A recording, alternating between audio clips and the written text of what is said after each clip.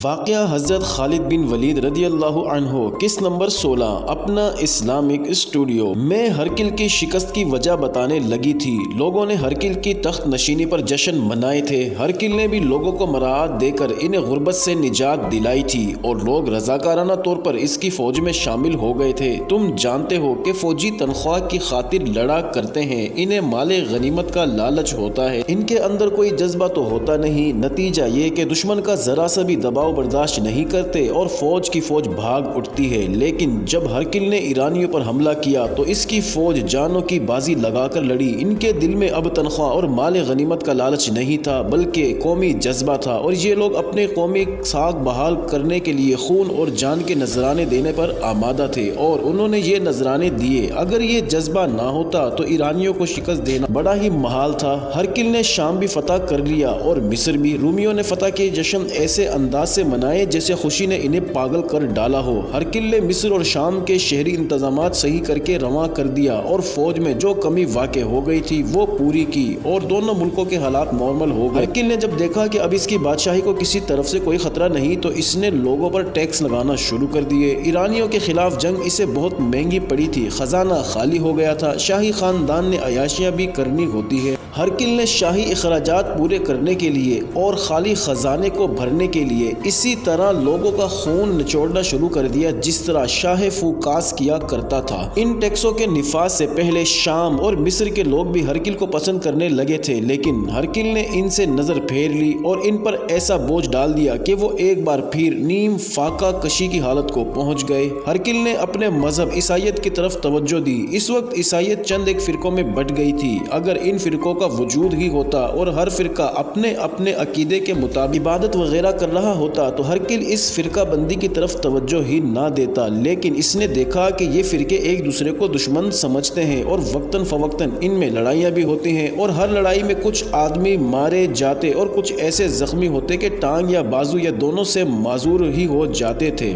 یہ ایسی صورتحال تھی جو خانہ جنگی کی صورت اختیار کر سکتی تھی۔ ہرکل نے ہر فرقے کے مذہبی پیشواؤں کے ساتھ بات کی تو اس نے دیکھا کہ ہر مذہبی پیشوا اپنے محاذ پر ڈٹا ہوا ہے اور اپنے ہی فرقے کو صحیح العقیدہ سمجھتا ہے۔ ہرکل نے فیصلہ کیا کہ وہ اس فرقہ بندی کو ختم کر کے دم لے گا۔ اس نے ایک سرکاری عیسائی مذہب تشکیل دے ڈالا اور حکم نامہ جاری کیا کہ تمام فرقوں کے عیسائی اس فرقے میں آ جائیں اور کوئی دوسرا فرقہ موجود نہ رہے۔ ہرکل نے فرقہ بندی کو جرم قرار دے دیا۔ تم جانتے ہو کہ لوگ اپنے مذہبی عقیدے سے دستبردار نہیں ہوا کرتے۔ لوگوں نے ہرکل کا حکم تو سن لیا لیکن اپنے اپنے فرقے کے وفادار رہے اور ہرکل کا سرکاری مذہب قبول نہ کیا۔ ہرکل نے لوگوں کا یہ رد عمل اور رویہ دیکھا تو اس نے فوج کو پوری اجازت دے دی کہ وہ لوگوں کو سرکاری مذہب کی طرف لائیں اور جو کوئی مزاحمت کرتا اسے قتل کر دے، چاہے قید خانے میں ڈال دیں۔ فوج نے من مانی شروع کر دی، گھر والوں کو خوف میں مبتلا کر کے عورتوں کی بے حرمتی کرتے اور ظاہر یہ کرتے کہ یہ گھر یا یہ خاندان فرقہ بندی سے دستبردار نہیں ہو رہا۔ ایک طرف لوگ ٹیکسوں کے بوجھ تلے پڑے کرا رہے تھے اور دوسری طرف ان پر زبردستی ایسا مذہب چھوڑ دیا گیا جسے وہ صحیح اور کامل عیسائیت نہیں سمجھتے تھے۔ وہ لوگ بادشاہ کو تو کچھ نہ بگاڑ سکتے تھے، لیکن ہوا یہ کہ ان کے دلوں میں ہرکل کی نفرت پیدا ہو گئی اور انہوں نے افسوس کا اظہار کیا۔ ایک غلط کیسر روم کے خاطر قربانیاں دی تھی۔ لوگوں کا رد عمل اس وقت سامنے آیا جب تم لوگوں نے شام پر حملہ کیا۔ میں جانتی ہوں کہ ہمارے محل میں مسلمان کا نام آتا تھا تو سب ہنس پڑتے اور مذاق کے لہجے میں کہتے تھے کہ یہ عرب کے بدو حملہ کرنے آ رہے ہیں۔ وہ یہی کہتے تھے کہ یہ لوگ صرف لوٹ مار کرنا ہی جانتے ہیں، لیکن میں نے دیکھا کہ ہرکل کی فوج مسلمانوں کی پہلی ضرب ہی نہ سہ سکی۔ یہ تو میں نے کبھی بھی نہیں مانا تھا کہ مسلمان اتنی بڑی طاقت ہو سکتے ہیں کہ ہماری فوج کو شکست دے دیں گے، لیکن ادھر ایرانیوں کو انہوں نے بھگا دیا اور ادھر ہرکل کے پاؤں اکھاڑ دیے۔ میں باہر نکل جایا کرتی تھی اور لوگوں سے پوچھتی تھی کہ مسلمان کیسے ہوتے ہیں، وہ اتنی بڑی طاقت کس طرح بن گئے ہیں۔ آہستہ آہستہ مجھے مسلمانوں کے متعلق معلوم ہوتا گیا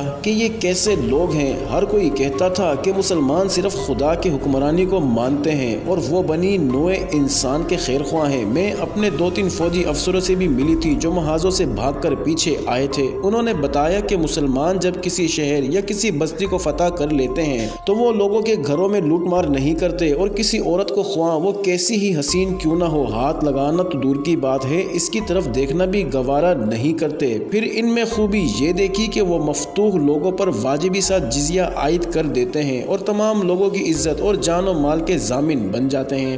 یہاں کے لوگوں کے دلوں میں ہرقل کی نفرت بیٹھی ہوئی تھی۔ انہوں نے مسلمانوں کا سلوک اور رویہ دیکھا تو لوگوں نے بازو پھیلا کر ان کا خیر مقدم کیا۔ لیکن شارینہ، حدید نے کہا، تمہاری فوج کی شکست کی وجہ صرف یہ نہیں کہ یہاں کے لوگ ہرقل سے نفرت کرتے تھے اور ان کے دلوں میں مسلمانوں کی محبت پیدا ہو گئی تھی۔ تم نے شاید سنا نہیں کہ مسلمان کس بہادری، بے خوفی اور بے جگری سے لڑتے ہیں۔ ہر محاذ پر اور ہر لڑائی میں ہماری تعداد دشمن کی فوج سے 4 گنا کم ہوتی ہے۔ سنا ہے، شارینہ نے کہا، مسلمان مجھے اپنے کردار اخلاق کی وجہ سے نہیں بلکہ لڑنے کے جذبے کی بدولت اچھے لگتے ہیں۔ یہ وجہ ہے کہ میں تمہارے ساتھ آ گئی ہوں۔ حقیقت یہ ہے کہ مجھے اس شخص ہرقل سے اتنی نفرت ہو گئی ہے کہ میں اب وہاں دل پر جبر کر کے وقت گزار رہی تھی۔ مجھے پوری امید ہے کہ تم مجھے دھوکہ نہیں دو گے۔ دھوکہ دینا ہمارے ہاں گناہ ہے، حدید نے کہا۔ ایک عورت کو دھوکہ دینا تو ہمارے ہاں گناہ کبیرہ سمجھا جاتا ہے۔ میں تمہیں اتنی سی بات بتا دیتا ہوں کہ میں تم سے محبت کر سکتا ہوں لیکن اپنے فرائض اس محبت پر قربان نہیں کروں گا۔ میں تمہیں پہلے بتا چکی ہوں کہ مجھے صرف شہزادی نہ سمجھ لینا، شارینہ نے کہا۔ میں تمہیں بتا نہیں سکتی کہ تمہیں دیکھ کر اچانک میرے دل میں تمہاری محبت کس طرح پیدا ہو گئی، لیکن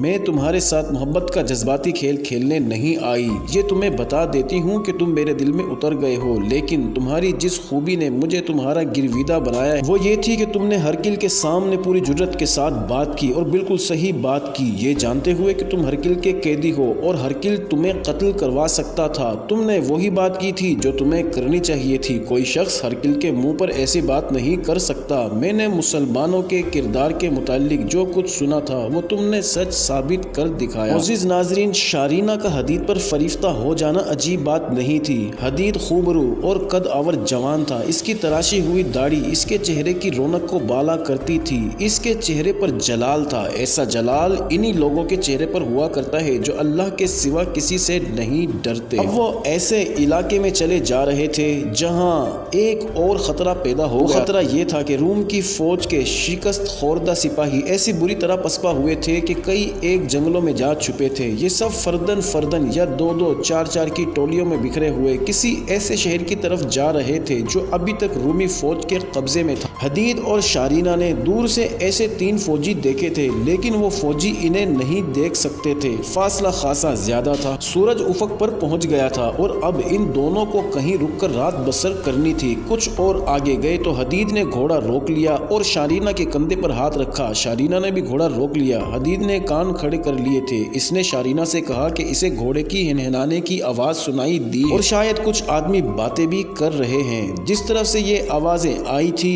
حدید اور شارینہ نے اس طرف دیکھا۔ اس طرح چھوٹی چھوٹی ٹیکریاں تھی جو اتنی اونچی نہیں تھی کہ کسی آدمی کو پوری طرح اپنے پیچھے چھپا سکتی۔